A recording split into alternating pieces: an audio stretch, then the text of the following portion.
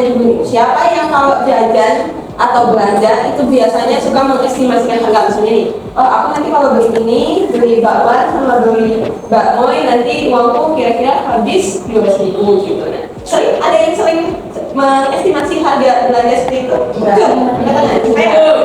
Enggak,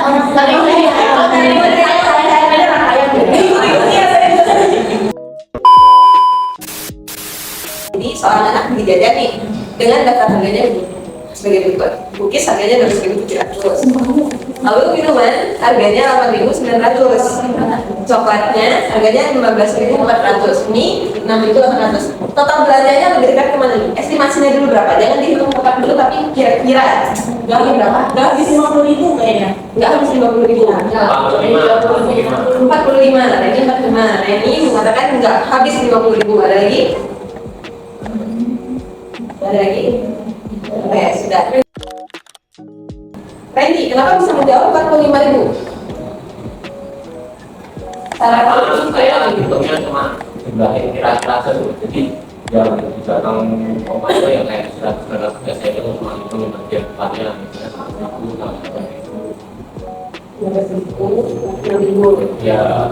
Oke, kalau tadi ini karena kan itu kita ngomong sama dia keluarnya itu kan sedikit, jadi mungkin kalau dia cuma yang keluarnya dua itu semuanya kalau dijumlahin lebih dari 50.000.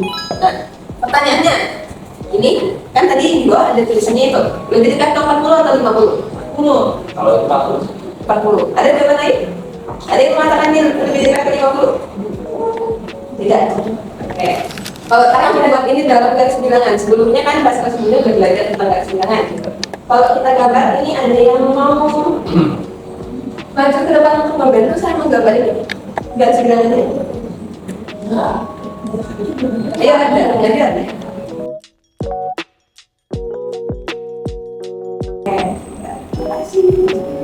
Nah, kalau kita lihat di garis bilangan ini teman-teman, kita melihat dari 40 ke 44 jaraknya berapa?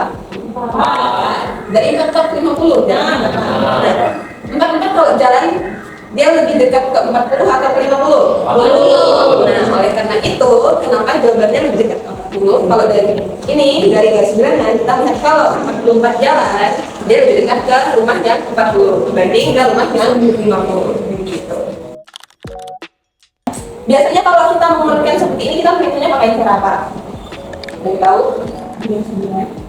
Benar ini, kita pakai garis bilangan. Itu cara yang paling tepat. Tapi kalau misalnya ada teman-teman yang menemukan cara atau jawaban yang berbeda dari itu tidak apa. Dan nanti mungkin kalau memang ada, kita bisa diskusikan itu di dalam kelas. Ada yang mau menjawab ini? Kalian atau saya pilih tadi? Pilih, ayo Raya, saya pilih Raya.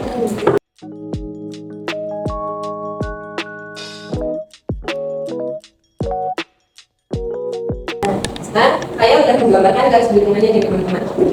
Kalau dilihat dari garis bilangannya yang paling kecil siapa? 0,6. Lalu urutan keduanya? 0,62. Urutan ketiganya? 0,68. Urutan paling besarnya? 0,76. Oke, pintar. Bagaimana dengan 0,65? Dekat ke 0,6 atau 0,7? Kenapa sama? Samanya alasannya apa? Ayo satu-satu, angkat tangan yang mau jawab. Ayo, oke. Jadi jaraknya sama. Jaraknya berapa? 5. Jarak 0,65 ke 0,65 ya. Lalu jarak 0,65 ke 0,7 itu juga 5. Nah, kalau kita melihat situasi di kehidupan nyata nih teman-teman, misalnya teman-teman belanja lalu harganya 2.500, teman-teman akan bayar 2.000. Teman-teman pada setuju 0,5 itu lebih dekat ke 0,6 atau 0,7? 0,7. Damai kenapa menjawab 0,6?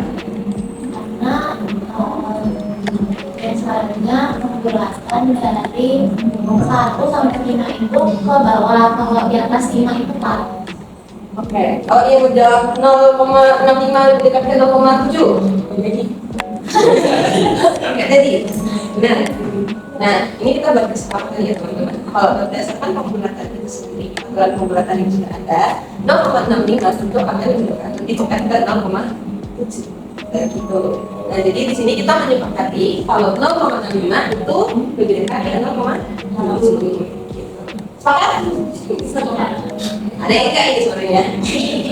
Sepakat?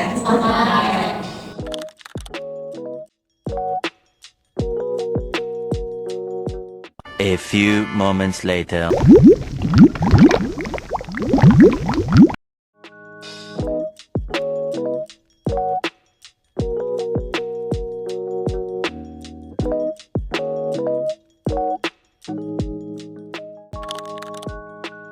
Yang dibuatkan berdasarkan jarak yang paling dekat kemana. Ada lagi Untuk mempermudah perhitungan. kalau misalkan dari 1 sampai 4 dia akan dibuatkan kemana? Ke bawah. Kalau misalkan dari 5 sampai 9 dibuatkan kemana? Nah, jadi kesimpulannya?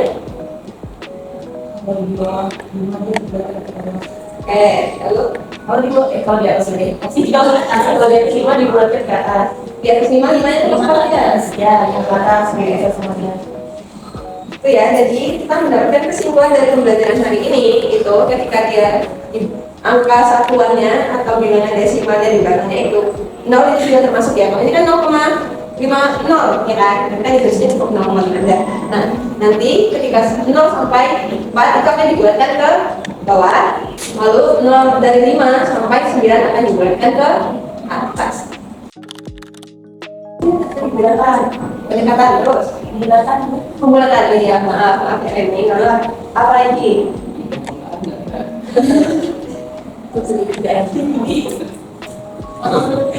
Ya, menurutkan. Lalu Mengira-ngira. betul, mengira-ngira. Ada lagi? Kayak di belakang itu kalau di belakang itu benar. Hei, nggak boleh gitu ya. Kenapa estimasi penting? Tahu nggak? Biar bayar tidak kurang. Ya, biar kalau bayar nggak kurang, biar uangnya cukup. Ada lagi? Lebih baik bersih daripada kurang. Oke. Kapan kita bisa menilai estimasi? Kapan aja? Teman-teman dalam kehidupan sehari-hari kapan kira-kira pakai estimasi? Ya, terus apa? Berangkat sekolah. Ya, lalu apa lagi? Untuk pengeluaran Bu. Hitung pengeluaran, estimasi ya. Lalu apa lagi? Ada kibar Bu. Hitung pengeluaran. Apa sih ya? Dan kita gimana dapat coba? Terus naik kita bola. Ya, oke. Lalu strategi mana yang paling mudah teman-teman pakai ketika mengestimasikan? Gimana lagi? Pakai garis bilangan. Ada lagi yang merasa ada strategi yang lebih mudah dari itu? Patokan 5. Patokan 5. Ya, kalau misalnya lebih dari 5 ke atas, lebih 5 ke bawah. Oke. Lalu Lebih dari 5 ke atas. limanya kemana? Nah, itu dia. Semuanya. Oke. Ada lagi ada strategi sendiri yang kayaknya saya lebih enak pakai cara ini dari ibu. Ada? Tidak ada. Oke. Tidak ada lagi. Terima kasih anak-anak. Sampai jumpa di pertemuan selanjutnya. Terima kasih.